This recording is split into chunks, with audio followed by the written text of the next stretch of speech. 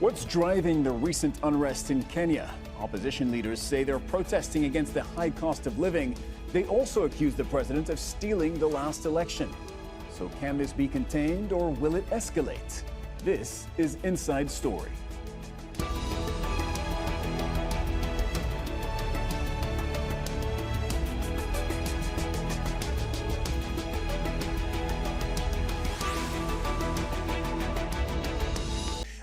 Let me go to you, Bina. Do you feel that the government deserves to be given more time to tackle cost of living issues? Is it unfair for the opposition to try and put so much pressure on them now in the streets when they've been in power for what, just over 6 months?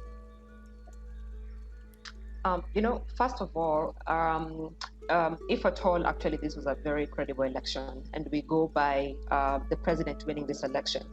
And if Honorable, rightfully so, is saying the cost of living did not begin with this regime.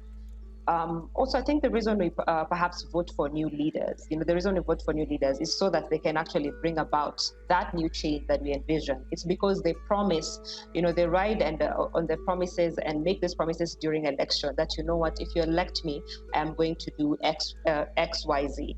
So we are saying, yes, the government is broke, but then at the same time, while we are saying the government is broke, people are seeing a bloated government. You see, people are complaining, citizens are complaining because we are saying we inherited, coffers that are actually empty. We just appointed 50 chief administrative officer. That is double the number for the officers we had in the last regime. In the last regime, we had about 23. And this is an office that is unconstitutional already. And if you look at also the individuals that we have actually appointed are actually not the struggling, everyday, ordinary Kenyans, are not the struggling young people, the struggling hustlers that we actually said we want to represent them when we are elected. So, that's a confusing message when we say we are actually very broke, and then you come and also just, expand your government, and we don't even have resources that can actually be channeled to the basic needs that citizens are actually talking about, right? There's a research I read that shows, actually this was, I think, a month ago, if not 2 months ago, that Kenyans spend 46% of their income, yes, whether in business or formal employment, 46% of their income goes directly to food. So how much are you left with to actually spread across the other basic needs, whether it's education, whether it's shelter, whether it's your own personal needs, whether it's your, so how much are you left with? And that is what we're talking about. So guys are saying Kenyans who are being employed, who necessarily are not even struggling Kenyans, when we have the majority of the people who are jobless. In this country, we have about 1 million people who graduate from institutions of higher learning, tertiary education, every other year, to a job market that can only accommodate 50,000 people. So where do the rest go to?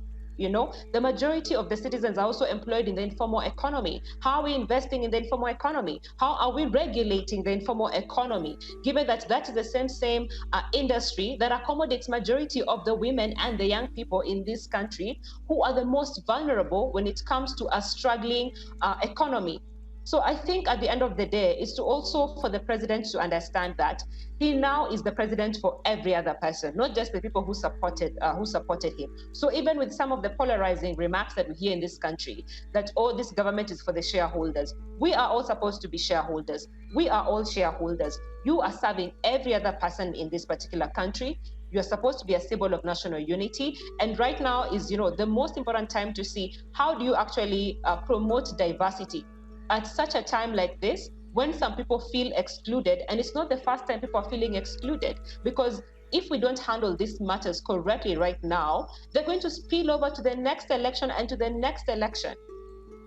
Well, that's undeniable, especially when you factor in that Raila Odinga has run for office, for the presidential office 5 times in a row, lost 5 times in a row, contested the result multiple times.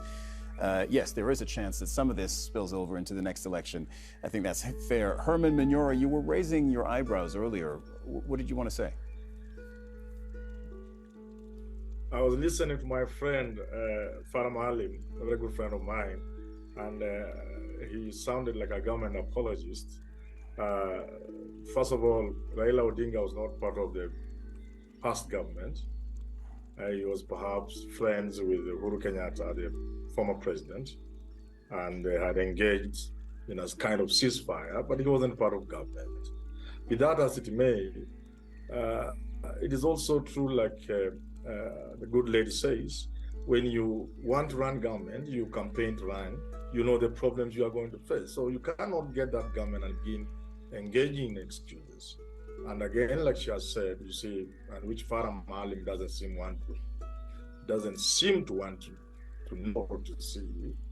People can give you time if there are signs, if there are indicators that tomorrow will be a better day. If you become president and the sort of team you put up, the government you put together, doesn't inspire confidence, is a government that perhaps made up of the worst that you can collect in that country, you will be stretching imagination too far to expect the citizens of that country to give that government a chance to better things tomorrow.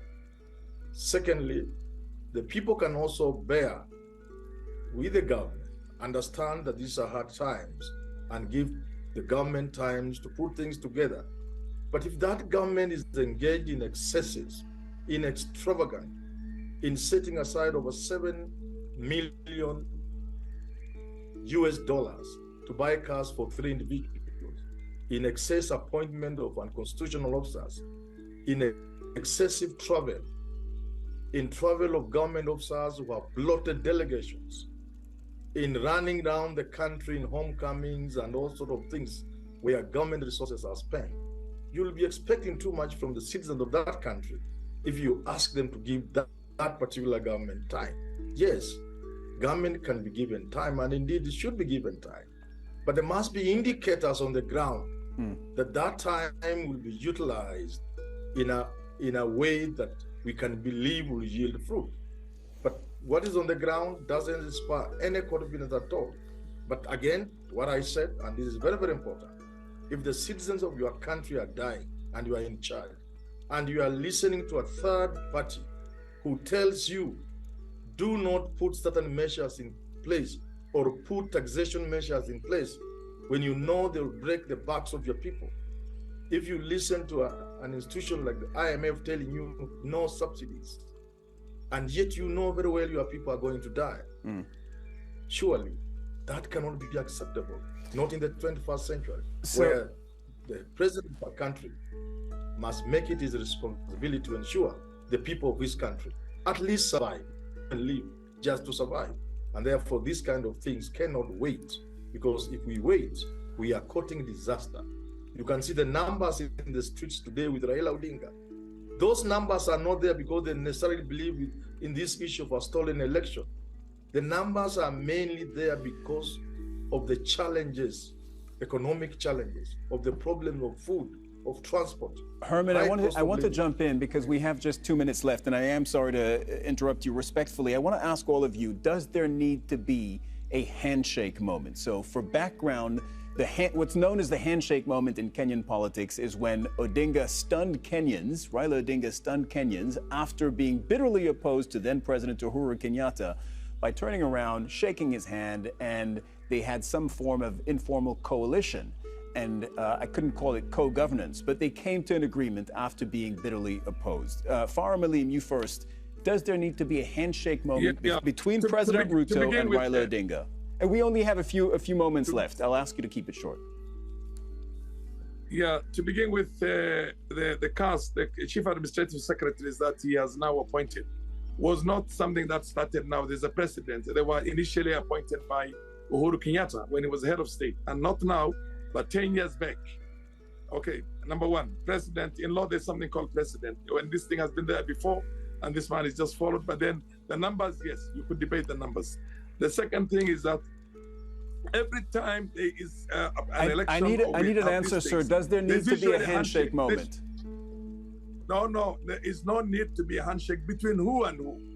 You see, if we're going to appreciate what's called a democracy, then we appreciate democracy within its confines and the way it is practiced all over. Not a democracy that's always after elections and new negotiations.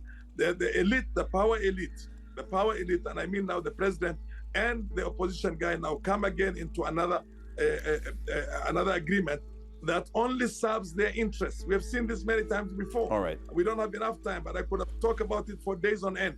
And then they then massage one another's ego and agree.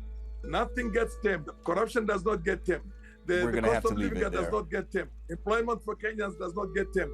It's just the two of them who are going to sit somewhere and have a banquet to share between themselves. I don't like that myself. I've seen many of it before. Okay, I'm afraid we're going to have to leave it there. But Far Malim, Bina Maseno, Herman Manyora, I thank you so much for joining us and joining this panel today on Al Jazeera. And thank you, too, for watching. You can see the program again anytime by visiting our website, aljazeera.com. And for further discussion, go to our Facebook page. That's facebook.com/AJ Inside Story. You can also join the conversation on Twitter, our handle, @AJ Inside Story. From me, Cyril Vanier, and the entire team here in Doha, bye for now.